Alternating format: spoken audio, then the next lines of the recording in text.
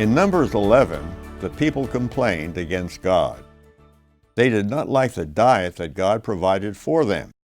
They wanted meat to eat. They complained to Moses, and Moses complained to God.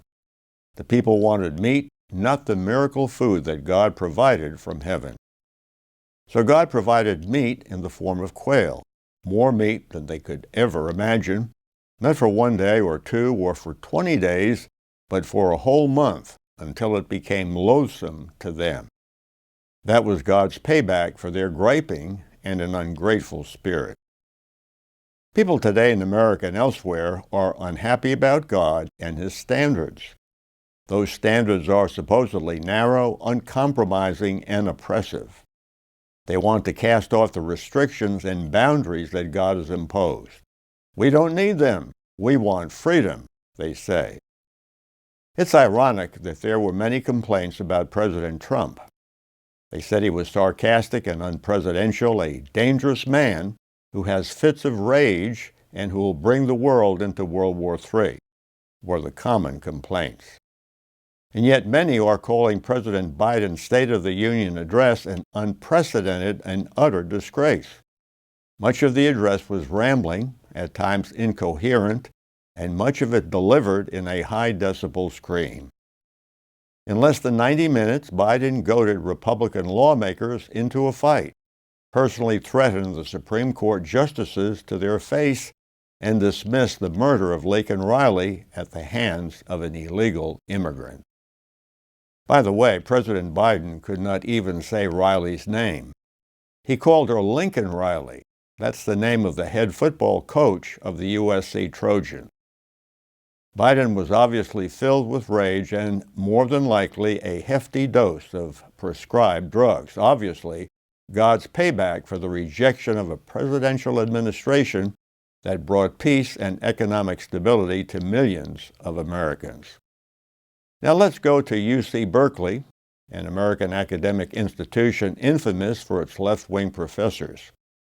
According to the new AI-powered chat mode of Microsoft, UC Berkeley consistently ranks among the top universities globally.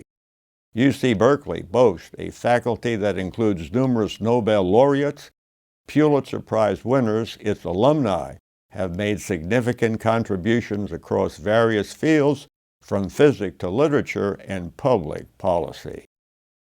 But the administration at UC Berkeley is unhappy with parents who are concerned with the safety of the students.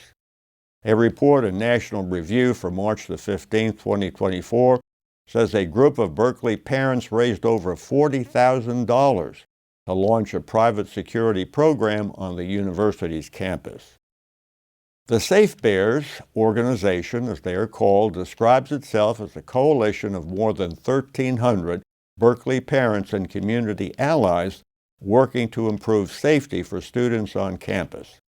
The parents are concerned with the sharp rise in crime, including armed robberies, shootings, and stabbings.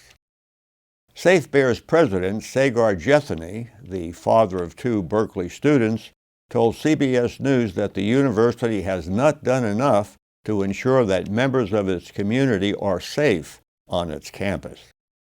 Quote, "The fact is, if they are not going to act, despite repeated pleas from parents and students to take more substantial action, then we are going to act," Jethani said.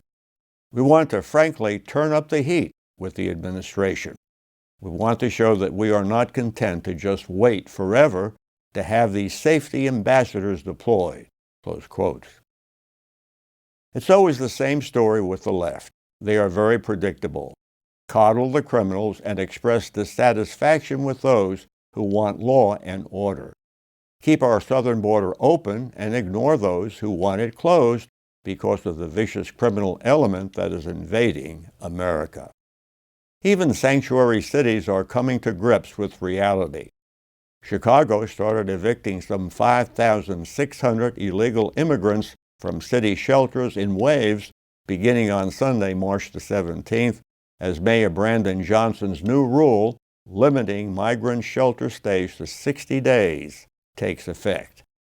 New York City implemented a 30 to 60-day limit on illegal immigrant shelter stays in the Big Apple last fall, prompting Mayor Johnson at the time to brag that Chicago is a more welcoming city.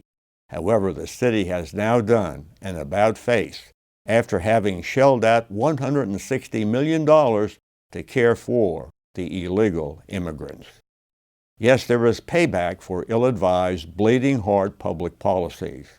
The fact is, it is divine payback when the progressives' dangerous policies come back to bite them. Friends, brace yourselves as our president and his party throws us back to the days of ancient Rome.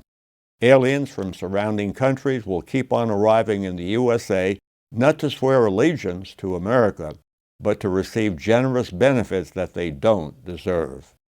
Progressivism contains the seeds of self-destruction, as it refuses to stand up to evil, whether it is protecting students on a college campus or citizens in a nation that is being invaded by illegal aliens. Think I'm kidding? Well, a police chief in Toronto has advised residents amid an explosion of car thefts to leave their car keys where thieves can easily grab them.